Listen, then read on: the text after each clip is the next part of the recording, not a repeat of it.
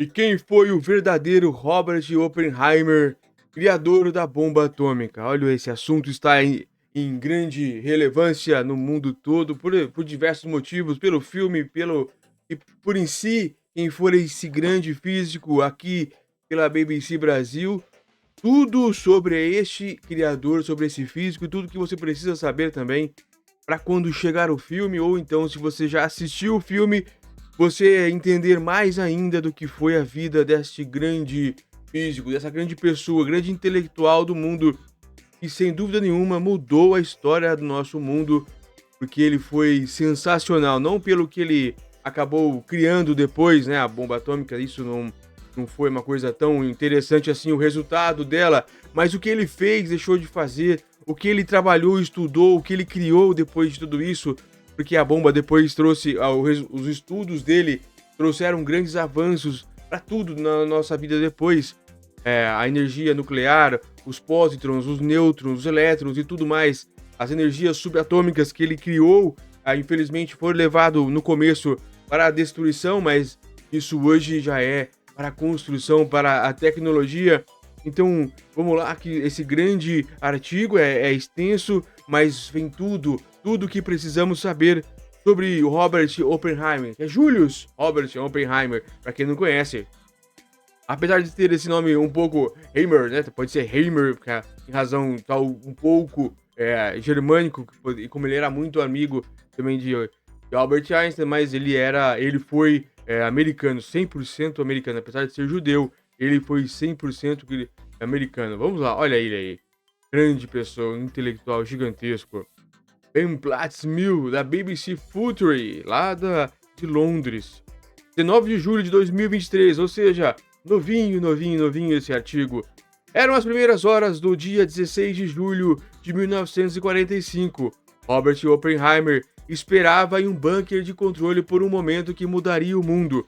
A cerca de 10 quilômetros de distância dali, ocorreria o primeiro teste de uma bomba atômica do mundo, o chamado teste Trinity, nas areias brancas do deserto de Jornada de Muerto, no Novo México, Estados Unidos. Oppenheimer era o retrato da exaustão nervosa. Ele sempre foi magro, mas 3 anos como diretor do Projeto Y, o braço científico do Distrito de Engenharia de Manhattan, que havia projetado e construído a bomba, fizeram com que seu peso caísse para apenas 52 quilos e, com 1,78 m de altura, ele parecia extremamente magro. Olha que situação, olha o desempenho, olha como ele se esforçou, como ele era uma pessoa muito focada. Naquela noite, Oppenheimer havia dormido apenas 4 horas. Sua ansiedade e tosse causada pelo fumo mantiveram acordados. Aquele dia, em 1945, em um dos diversos momentos importantes da vida de Robert Oppenheimer, descritos pelos historiadores Kyan Bird e Martin Schaeffer na sua biografia American Prometheus, Oppenheimer, o triunfo e a tragédia do Prometeu americano, editora Intrínseca 2023, publicado em 2025. O livro foi a base do novo filme biográfico de Oppenheimer, que estreia no Brasil e nos Estados Unidos agora em julho. Já estreou.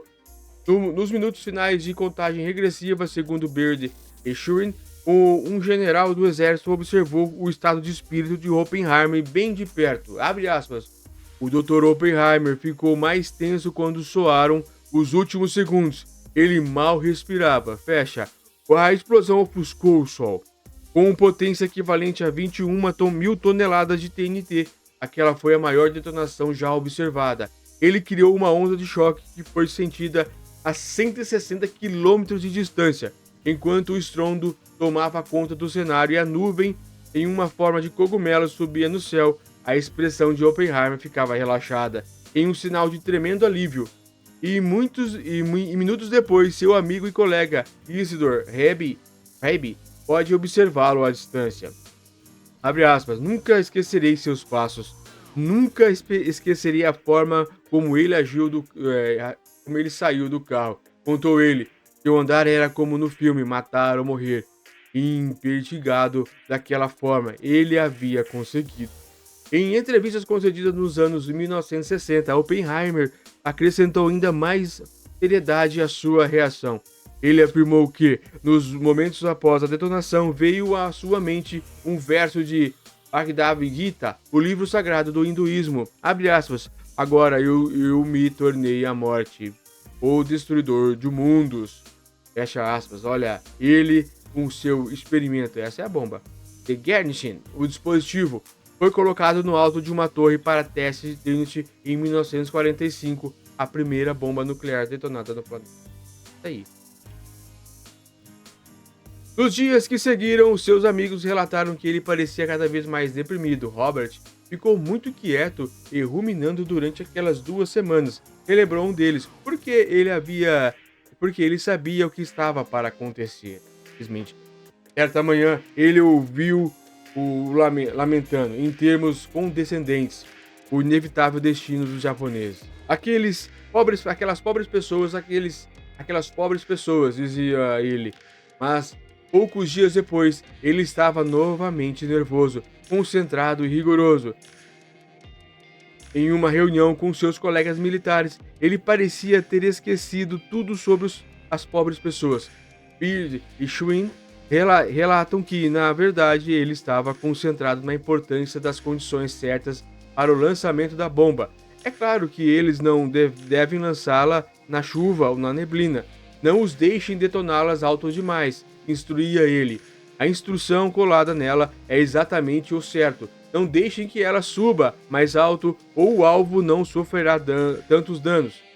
Quando ele anunciou a uma multidão de colegas o sucesso do bombardeio em Hiroshima, no Japão, menos de um mês depois do teste Trinity, um observador notou a forma como Oppenheimer, abre aspas, apertava e movia sua mão sobre a cabeça como um pugilista vitorioso. Tudo ao som de entusiasmos aplausos. Não sei se era tanto aplauso assim, tudo bem que foi a causa em si, uma guerra, acabou uma guerra e tudo, mas muitas vidas foram perdidas, né? Então talvez foi um exagero do mestre Oppenheimer. O Enigma. Robert Oppenheimer, 1904-1967. Olha como ele era novo, como ele morreu novo, né? Morreu com um pouco mais de 60 anos, 63 anos. Era o coração intelectual e emocional do projeto Manhattan, que produziu a primeira bomba atômica. Mais do que qualquer outra pessoa, ele fez da bomba uma realidade. Seu colega Jeremy Bernstein trabalhou com Oppenheimer depois da guerra e ficou convencido de que ninguém mais poderia ter desenvolvido aquele projeto. Em sua biografia publicada em 2004, Portrait of Enigma, Retrato de um Enigma em tradução livre, ele escreveu, abre aspas, se Oppenheimer não tivesse sido diretor em Los Alamos, o laboratório onde a bomba atômica foi desenvolvida, tenho a certeza de que, para o bem ou mal, a Segunda Guerra Mundial teria terminado sem o uso de armas nucleares. Olha, que é complicado essa afirmação. A variedade das reações de Oppenheimer que foram relatadas enquanto ele presenciava o resultado dos seus trabalhos pode parecer desconcertante, sem falar na velocidade com que ele mudava de uma direção para outra. É difícil enquadrinhar em uma única pessoa essa combinação de fragilidade, nervosa ambição, grandiosidade e pessimismo mórbido, especialmente por se tratar de alguém tão instrumental para o próprio projeto que despertou essas reações. Burt e Schwinn também chamam Oppenheimer de enigma, um físico teórico que exibia as qualidades carismáticas de um grande líder e cultivador da estética e da ambiguidade. Segundo eles, Oppenheimer era um cientista, mas também, segundo descreveu um outro amigo, abre aspas, um manipulador da imaginação de primeira classe, fecha. Pelo relato de Burt e Schwinn, as contradições do caráter de Oppenheimer, as qualidades que seus amigos e biógrafos tiveram dificuldade de explicar, parecem ter estado presentes desde o início da vida. O físico nasceu em Nova York, nos Estados Unidos, em 1904, filho de imigrantes judeus alemães de primeira geração que ganharam dinheiro com o comércio de tecidos. A família morava em um grande apartamento no lado superior oeste de Manhattan, com 3 empregadas e um motorista. Obras de arte europeias adornavam as paredes da residência. Mesmo com essa criação luxuosa, seus amigos de infância relembravam Oppenheimer como uma criança generosa e que não era mimada. Sua amiga de escola, Jane Ditterhand, lembrava-se dele como alguém que, abre aspas, ficava corado com extraordinária facilidade. Fecha aspas. Era, abre aspas de novo, muito fácil, tinha o rosto muito rosado, muito tímido, fecha, mas era também muito brilhante. Abre aspas novamente. Todos perceberam com muita rapidez que ele era superior e diferente de todos os demais, contou ela. Com 9 anos de idade, o pequeno Oppenheimer lia filosofia em grego e latim e era obcecado por mineralogia. Ele passeava pelo Central Park e escrevia cartas para o Clube de Mineralogia de Nova York sobre o que encontrava. Suas cartas eram tão competentes que o clube pensou que ele fosse adulto e convidou para dar uma palestra. Essa natureza intelectual gerou um certo grau de solidão para o jovem Oppenheimer, segundo Bird Schwan. Abre aspas, ele estava frequentemente apreensivo com o que quer que estivesse fazendo ou pensando, e relembrou um amigo. Oppenheimer não se preocupava em adequar-se às expectativas de gênero, ele não se interessava por esportes, nem pelas confusões e dificuldades inerentes à sua faixa etária. Segundo seu primo, ele era provocado e ridicularizado com frequência para não ser como seus colegas. Mas seus pais tinham certeza de que ele era um gênio.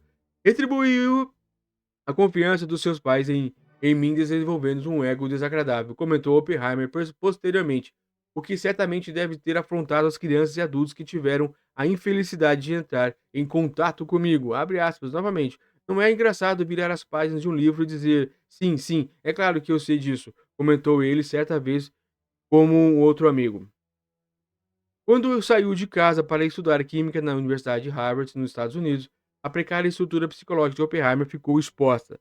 Sua frágil arrogância e sensibilidade pouco disfarçada aparentemente tinha pouca utilidade para ele. Em uma carta em 1923, publicada em uma coleção de 1980, editada por Alice Kimball Schmidt e Charles Weiner, ele escreveu, abre aspas, trabalho e escrevo inúmeras teses, observações, poemas, contos, e inutilidades. Crio mau cheiro em 3 laboratórios diferentes. Sirvo chá e falo com conhecimento para algumas almas perdidas. Saio no fim de semana para destilar a energia negativa na forma de risadas e exaustão. Leio grego, cometo gafes, procuro cartas na minha mesa e desejo que estivesse morto. Vou lá. Cartas posteriores reunidas por Smith e Weiner revelam que os problemas prosseguiram ao longo de sua pós-graduação em Cambridge, no Reino Unido. O tutor de Oppenheimer insistia em aplicar trabalho no laboratório, que era uma das fraquezas do cientista. Abre aspas, estou tendo momentos bastante ruins, escreveu em 1925. O trabalho no laboratório é terrivelmente maçante e sou tão ruim nele que é impossível sentir que estou aprendendo alguma coisa. Fecha. Ainda naquele ano, a intensidade de Oppenheimer quase causou um desastre quando ele deixou deliberadamente na mesa de seu tutor. Seus amigos especularam posteriormente que sua ação pode ter sido causada por inveja e sentimentos de inadequação. O tutor não comeu a maçã, mas a vaga de Oppenheimer em Cambridge ficou ameaçada. Ele só foi mantido sob condição de consultar um psiquiatra. O médico diagnosticou com psicose, mas depois deu alta ao físico, afirmando que o tratamento não traria benefícios. E lembrando esse período, Oppenheimer contaria mais tarde que considerou seriamente a possibilidade de suicidar-se naquele Natal daquele ano. No ano seguinte, durante uma viagem a Paris, seu amigo próximo Francis Ferguson contou a ele que havia pedido sua namorada em casamento. Oppenheimer reagiu tentando estrangulá-lo. Cara, maluco. Ele pulou em cima de mim por trás com uma alça de bagagem, relembrou Ferguson. E a ele enrolou meu pescoço. Consegui sair do lado e ele caiu no chão, chorando. Ciência e poesia. Aparentemente, quando a psiquiatria não era suficiente para Oppenheimer, a literatura vinha em seu auxílio. Segundo Beard e Schwen, ele leu em Busca do Tempo Perdido, do escritor francês Marcel Proust, esse cara é sensacional, 1871-1922, durante o feriado de Córcega, Itália. No livro, ele encontrou um pouco de reflexão sobre o seu próprio estado de espírito, o que tranquilizou, abrindo espaço para um modo de ser mais solitário. Ele decorou um trecho do livro sobre a indiferença aos sofrimentos causados, e que é uma forma terrível e permanente de crueldade. Essa questão do comportamento em relação ao sofrimento tornaria um interessante e permanente para Oppenheimer, orientando suas preferências sobre os textos filosóficos espirituais por toda a vida, o que teria papel importante no trabalho definiria sua carreira. Naquelas mesmas férias, ele fez um comentário para seus amigos que parecia profético. O tipo de pessoa que mais admiro é aquela que se torna extraordinariamente boa em fazer muitas coisas, mas ainda mantém o semblante marcado pelas lágrimas. Oppenheimer voltou para Cambridge com os espíritos mais leves e sentiu-se muito mais gentil e mais tolerante, como ele próprio relembraria mais tarde. No início de 1926, ele conheceu o diretor de um Instituto de Física Teórica da Universidade de Göttingen, na, na Alemanha, e se convenceu rapidamente dos talentos de Oppenheimer como teórico e convidou para estudar ali. Posteriormente, Oppenheimer descreveria 1926 como o ano da sua vida, entrada na física, segundo Smith Weiner, e de fato aquele ano acabou representando uma reviravolta. Ele conseguiu seu título de PhD e cursou pós-doutorado no ano seguinte. O físico também passou a fazer parte de uma comunidade que estava liderando o desenvolvimento da física teórica, conhecendo cientistas que se tornariam amigos de toda a vida. Muitos acabariam trabalhando com ele em Los Alamos. O professor, olha como ele era todo, né, bem vestido, todo imponente. Robert Oppenheimer lia de tudo, desde poesia até filosofia oriental.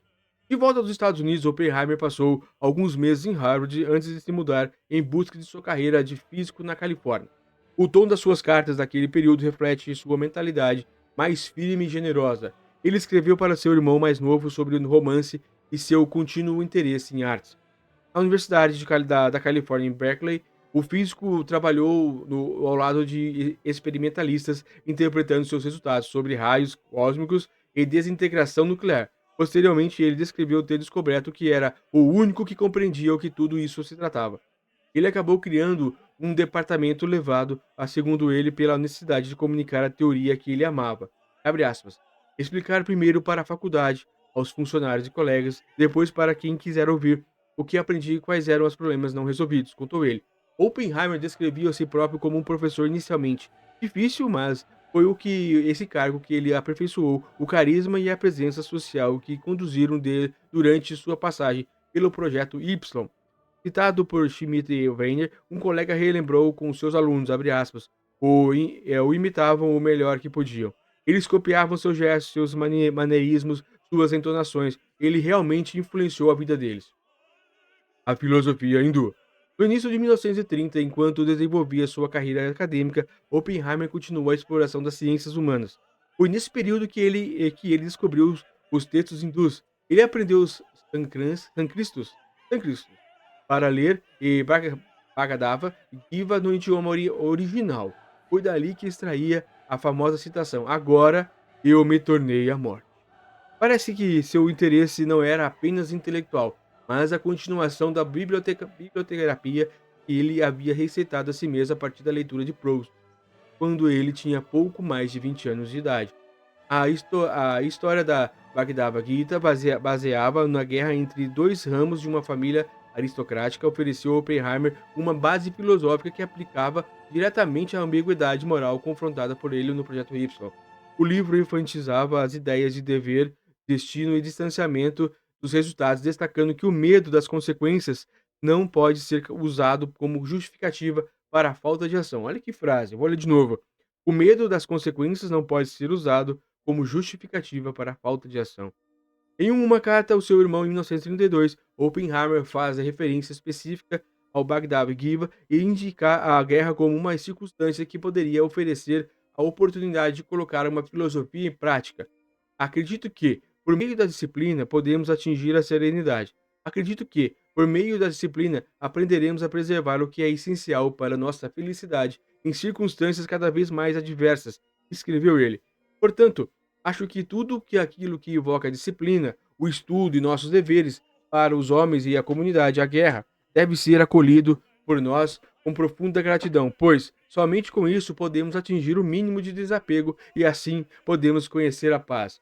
Em meados de 1930, Oppenheimer também conheceu a filosofia e psiquiatra Jean Locke em 1914 e 1944, por quem se apaixonou. Segundo o relato de Bernard Schwinn, Locke tinha um caráter tão complexo quanto a de Oppenheimer, por isso que eles se combinavam, então.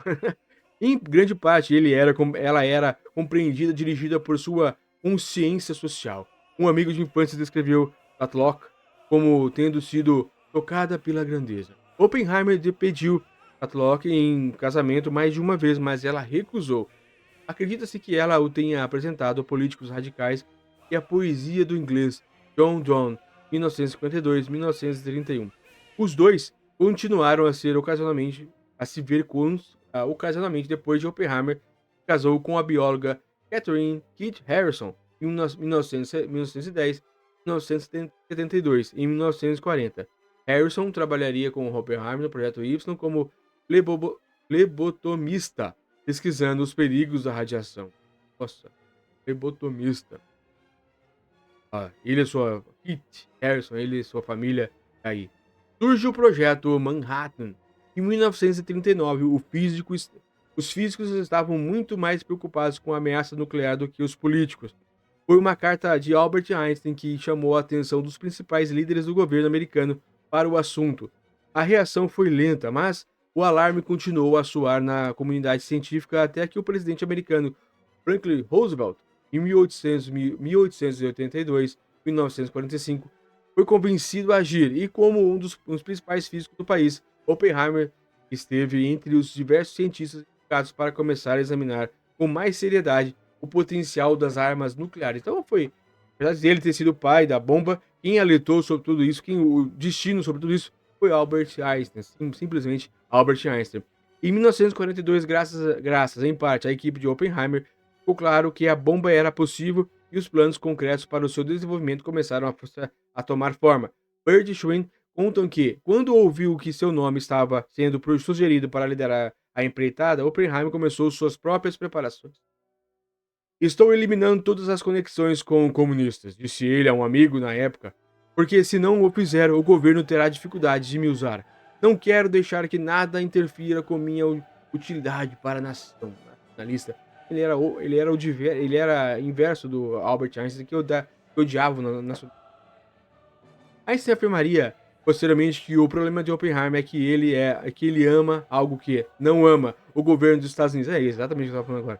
E de fato, seu patriotismo e desejo de agradar claramente influenciar seu recrutamento. O general Leslie Groves, 1896-1970, líder militar do Distrito de Engenharia de Manhattan, era o responsável para encontrar um diretor científico para o projeto da bomba. Uma biografia de 2002, Racing for the Bomb, a corrida para a bomba, em tradução livre, afirma que Groves enfrentou oposição quando propôs que Oppenheimer fosse um dos líderes científicos. Os antecedentes extremamente liberais de Oppenheimer eram uma preocupação, mas, além de observar seu talento e seu conhecimento da ciência, Groves também destacou sua arrogante ambição. Abre aspas. Eu me convenci de que não só ele era leal, mas que não deixaria que nada interferisse com o desempenho bem-sucedido da tarefa e, portanto, o seu lugar na história da ciência, declarou o chefe de segurança do projeto Manhattan. No livro The Making of the Atomic Bomb, A Fabricação da Bomba Atômica, em tradução livre de 1988, o amigo de Oppenheimer, Isidore Rebbe, 1898-1988, ela lançou o livro e morreu. É citado dizendo que esta era uma nomeação muito improvável, mas ele concordou posteriormente que havia sido um verdadeiro golpe de gênio da parte do General Groves. E foi porque nenhuma deu certo, né? Olha os dois aí, ó. Operando a bomba. Em Los Alamos, Oppenheimer aplicou suas convicções interdisciplinares diferenciadas da mesma forma que os outros lugares. Na autobiografia de 1979, What Little I Remember, o pouco de que me lembro, em tradução livre, o físico austríaco de nascimento Otto Fritz, 1904-1979, relembrou que Oppenheimer recrutado não só os cientistas necessários, mas também um pintor, um filósofo e alguns outros personagens improváveis. Ele sentia que uma comunidade civilizada seria incompleta, assim. Sangue nas mãos. Começou a história da bomba. Verdade. Depois da guerra, o comportamento de Oppenheimer aparentemente sofreu mudanças. Ele descreveu as armas nucleares como instrumentos de agressão, de surpresa e de terror, e a indústria das armas como o trabalho do demônio. Em uma reunião de outubro de 1945, ele disse ao então presidente norte-americano Harry Truman, 1888-1972, a frase que ficou famosa: Sinto que tenho sangue nas mãos. Truman depois declarou: Eu disse a ele que o sangue estava nas minhas mãos e que eu deveria me preocupar com aquilo. Esse diálogo é uma repetição surpreendente de outra citação de Bhagavad Gita entre o príncipe Arjuna e Deus Krishna. Quando a Arjuna se recusa a lutar porque acredita que será responsável pelos assassinatos dos seus companheiros, Krishna retira o fardo dos seus ombros, dizendo, abre aspas, veja em mim o real assassino desses homens. Erga-te sobre a fama, sobre a vitória, sobre a feliz intenção real. Eles já estão mortos por mim. Seja você o meu instrumento. Olha que manipulação. Durante o desenvolvimento da bomba, Oppenheimer havia usado um argumento similar para aplacar as hesitações éticas dos colegas e suas próprias. Ele disse que, como cientistas, eles não eram responsáveis pelas decisões sobre a forma do uso da arma, mas apenas por fazer o trabalho. O sangue, se houvesse, estaria nas mãos dos políticos. Mas aparentemente, quando a façanha foi alcançada, a confiança de Oppenheimer sobre essa posição ficou abalada. Bird e Schwen relatam que no seu cargo de comissão de energia atômica, no período da pós-guerra, ele combateu o desenvolvimento de suas armas, incluindo a bomba de hidrogênio mais poderosa, cujo caminho havia sido aberto pelo próprio trabalho. Estes reforços fizeram com que Oppenheimer fosse investigado pelo governo americano em 1954 e tivesse sua licença de segurança cancelada, encerrando seu envolvimento no trabalho político. A comunidade acadêmica saiu em sua defesa. No Journal The New Republic, em 1955, o filósofo Bertrand Russell, 1872-1970, comentou que a investigação tornou-se inevitável que ele cometeu erros, um deles com gravidade do ponto de vista de segurança, mas não houve provas de deslealdade, nem de nada que pudesse ser considerado traição. Os cientistas foram pegos em um trágico dilema. Em 1963, o governo dos Estados Unidos concedeu a Oppenheimer o prêmio Enrico Fermi como gesto de reabilitação política, mas foi apenas em 2002, 55 anos depois de sua morte, que o governo norte-americano reverteu a decisão de 1954 de cancelar sua licença e reafirmou a lealdade do físico. Licença, né? Nas últimas décadas de vida de Oppenheimer, ele manteve expressões paralelas de orgulho pelas conquistas técnicas da bomba e de culpa pelos seus efeitos. Seus comentários também demonstravam resignação. Ele afirmou que mais de uma vez que a bomba era simplesmente inevitável. Robert Oppenheimer passou seus últimos 20 anos de vida como diretor do Instituto de Estudos Avançados da Universidade de Princeton, nos Estados Unidos, trabalhando ao lado de Einstein e de outros físicos. A influência das ciências humanas. Em Los Alamos, Oppenheimer decidiu-se a promoção do trabalho interdisciplinar. Nas suas palestras, ele enfatizava a condição de que as ciências exatas precisavam das humanas para melhor compreender suas próprias implicações. Segundo Bird e Schwen, para isso, ele recrutou um grupo de especialistas em ciências humanas, que incluía estudiosos dos clássicos, poetas e psicólogos. Mais tarde, ele veio a considerar essa energia atômica como um problema que superava as ferramentas intelectuais de sua época. Como disse o presidente Truman, era uma nova força evolucionária demais para considerar a estrutura das velhas ideias. Em 1965, em uma palestra em 1965, publicada posteriormente à coleção Uncommon Sense, Senso em Comum em tradução livre, em 1984, ele afirmou: ouvi de alguns dos grandes homens de nosso tempo que, quando eles encontravam algo brilhante, sabiam que era bom porque tinham medo. Ao comentar sobre os momentos de descobertas científicas perturbadoras, Oppenheimer adorava citar John Donne, abre aspas, está tudo em pedaços, toda a coerência se perdeu. O cientista também admirava outro poeta inglês, John Keats, 1975-1821, que cunhou a expressão capacidade negativa para descrever uma qualidade comum nas pessoas que ele admirava. Quando um homem é capaz de enfrentar incertezas, mistérios e dúvidas sem qualquer sinal de irritação depois de procurar fatos e razões. Aparentemente, era algo que Russell estava descobrindo quando ele escreveu sobre Oppenheimer e sua incapacidade de ver as coisas com simplicidade, uma incapacidade que não é surpreendente em alguém com um aparelho mental complexo e delicado.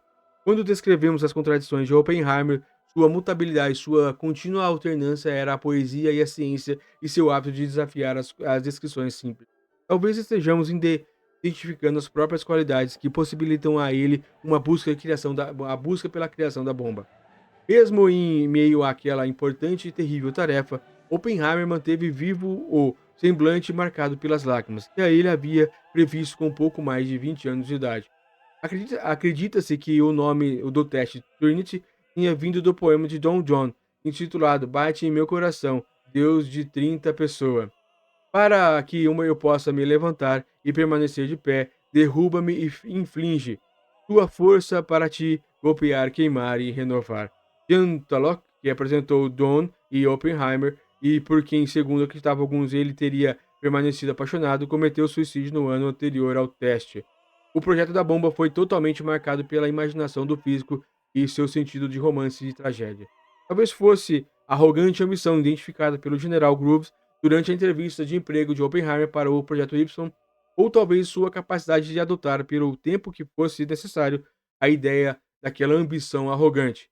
Além do resultado das pesquisas científicas, a bomba foi também produto da capacidade da disposição de Oppenheimer de imaginar-se como o tipo de pessoa que poderia fazer a arma acontecer.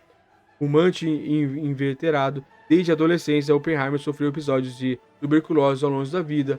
Ele morreu de câncer da garganta em 1967, com 62 anos de idade. Em um raro momento de simplicidade, 2 anos antes da morte, o físico traçou uma distinção entre a prática da ciência e a poesia. Ao contrário da poesia, segundo ele, a ciência é a arte de aprender a não cometer o mesmo erro 2 vezes.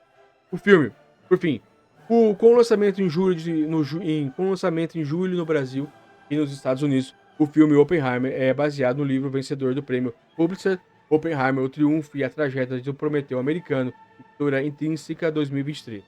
O ator Cillian Murphy interpreta o Robert Oppenheimer. O filme também retrata diversas outras pessoas reais, como o general Leslie Groves, interpretado por Matt Damon, que recrutou Oppenheimer, além de figuras da vida pessoal, como uma psiquiatra, Jean Falk, Florence Pugh, que namorou o físico nos anos de 1930, e a esposa Kitty Oppenheimer, Emily Blunt. É isso aí. Grande artigo, gigantesco. Parabéns aí para quem escreveu esse grande artigo. Espero ter elucidado aí a memória de vocês sobre esse grande tema e que grande artigo, hein? Forte abraço.